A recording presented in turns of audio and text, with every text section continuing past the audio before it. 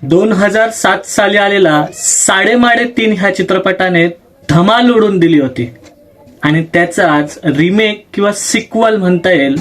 पुन्हा साडेमाडे 3 हा चित्रपट 2026 मध्ये आलेला आहे. तो चित्रपट कमाल किंवा तीच धमाल उडून देईल का? चला पाहूयात. तर पुन्हा साडेमाडे 3 हा चित्रपट मी पाहिला. चला पाहूयात त्याचा रिव्ह्यू करत हा चित्रपट कसा आहे. नमस्कार, मी साहिल निकम तुम्हा सर्वांचंच मनापासून स्वागत करतो. तर अंकुश चौधरी दिग्दर्शित पुन्हा साडेमाडे 3 हा चित्रपट प्रदर्शित झालेला मी पाहिलेला आहे. सर्वप्रथम या चित्रपटाची कथा जाणून घेऊयात. तर कथा अशी आहे की कुर्डे बंधू जे आहेत आधीच्याही भागामध्ये दाखवले, तर त्यांचा जो नियम आहे की स्त्रीशी बोलायचं नाही. पुन्हा एकदा एका रात्रीत एक स्त्रीची मदत चंदन हा करतो आणि मग त्यामुळेच ह्या तिघांच्या चौघांच्या इनफॅक्ट तिघ भाऊ आणि जी मुलगी भेटते म्हणजे रिंकू राजगुरू, ह्या चौघांच्याच अवतीभोवती ही स्टोरी ही कथा फिरते आहे. आणि ह्याच्याबद्दलचा ट्विस्ट सांगितला तर ती मजा निघून जाईल. ट्विस्ट तर आहेच, जो ट्रेलरमध्ये सुद्धा दाखवलाय की सस्पेन्स सुद्धा आहे आणि सस्पेन्स आणि कॉमेडी ह्याचा मिलाप आहे या चित्रपटामध्ये, आपण ट्रेलरमध्ये समजू शकतोच. तर ही काही कथा आहे. अभिनयाबद्दल म्हणाल तर अशोक सराफ, भरत जाधव आणि मकरन अनासपुरे ही जी त्रिकूट आहे त्यांनी धमाल उडून दिलेली आहे. म्हणजे कॉमेडी पंचेस परफेक्टली लँड होतात. म्हणजे स्पेशली अशोक सराफ सरांचे आणि मकरन अनासपुरे सरांचे कॉमेडी पंचेस परफेक्टली लँड झालेले आहेत आणि खूप म्हणजे अक्षरशः धमाल उडून देत आहेत. थिएटरमध्ये खूप टाळ्या मिळतात त्यांच्या कॉमेडी पंचेसला.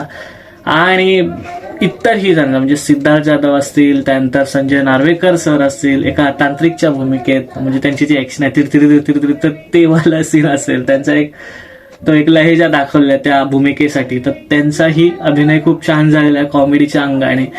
तर सगळ्यांचेच अभिनय छान झाले आहेत, पण स्पेशली मेन्शन की रिंकू राजगुरू, म्हणजे याच्या आधी अमृता खानविलकर होती, पण रिंकू राजगुरूने सुद्धा एक बॅलन्स परफॉर्मन्स दिलेला आहे ह्या चित्रपटामध्ये. म्हणजे कॉमेडी पण थोडा सिरियसनेस पण, कारण सस्पेन्सचा अंगाने हा चित्रपट आहे. तर तिचा वावर खूप छान आहे सेट्सवर. खूप छान चित्रपटाची जी वातावरण निर्मिती खूप छान झालेली आहे. आता चित्रपटाच्या स्क्रीन प्ले बद्दल म्हणाल तर अगदीच 2 तासाचा चित्रपट आहे, त्यामुळे टाईट स्क्रीन प्ले आहे आणि कुठेही म्हणजे असं खूप स्ट्रेच केलेलं वगैरे वाटत नाही. तेवढीच कॉमेडी, तेवढाच सस्पेन्स. कुठे कुठे तुम्हाला चित्रपट हसवतो सुद्धा आणि कुठे कुठे तो घाबरवतो सुद्धा काही ठिकाणी, काही सीन्स मध्ये.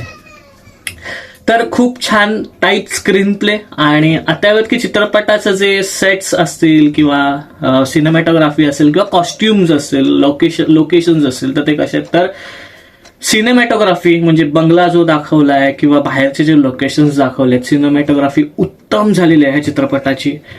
जे त्यांचे कॉस्ट्युम्स आहेत त्यामुळे एक कलरफुल चित्रपट दिसतोय. म्हणजे ते तिघांचे लोकेशन सुद्धा खूप उत्तम निवडलेले आहेत, त्यामुळे खूप छान सिनेमॅटोग्राफी, लोकेशन सुद्धा आणि कॉस्ट्युम सुद्धा म्हणता येतील ह्या चित्रपटाचे. डिरेक्शन बद्दल म्हणाल तर अंकुश चौधरी यांचं डिरेक्शन परफेक्ट झालेलं आहे. म्हणजे हा चित्रपट त्यांचं जे विजन आहे की कॉमेडी सुद्धा बॅलन्स कॉमेडी आणि जे सस्पेन्स आहे त्याचा बॅलन्स परफेक्ट झालेला व्हायला हवा, तर ते परफेक्टली आतापर्यंत पोहोचतं पण आणि तो बॅलन्स सुद्धा पोहोचतो. म्हणजे खूप काही कॉमेडी ओव्हर नाही, खूप काही सस्पेन्सही ओव्हर नाही.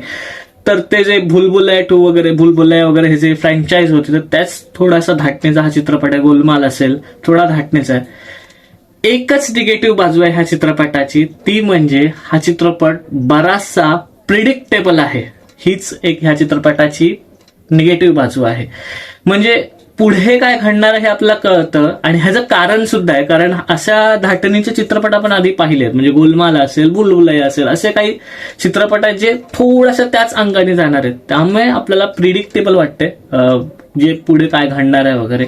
तर तोच एक निगेटिव्ह पॉइंट वाटला. पण जर का फ्रेश चित्रपट म्हणून बघायला जायचं असेल, तुम्हाला माहित नसेल की भूलभुलैया किंवा गोलमाल वगैरे काय नाही, तर तुम्हाला हा चित्रपट खूप हसवून जाईल आणि नॉस्टॅल्जिक करून जाईल आणि तुम्हाला थोडासा घाबरवेल सुद्धा आणि थोडासा खूप काही तुम्हाला हसवेल सुद्धा. आणि एक दर्जेदार अभिनय पाहायला मिळेल तिघांचाही, भरत जाधव, मकरन अनासपुरे सर आणि अशोक सराफ यांचा.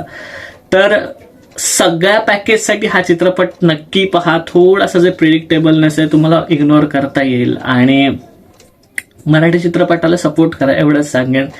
एकदा एक वन टाइम वॉच म्हणून तुमच्या फॅमिली सोबत हा नक्की चित्रपट बघा. माझं तरी हेच मत आहे. आता एवढ्यात की स्टार किती देईन मी चित्रपटाला, तर मी देईन पुन्हा 3.5 या चित्रपटाला 5 पैकी 3 स्टार्स.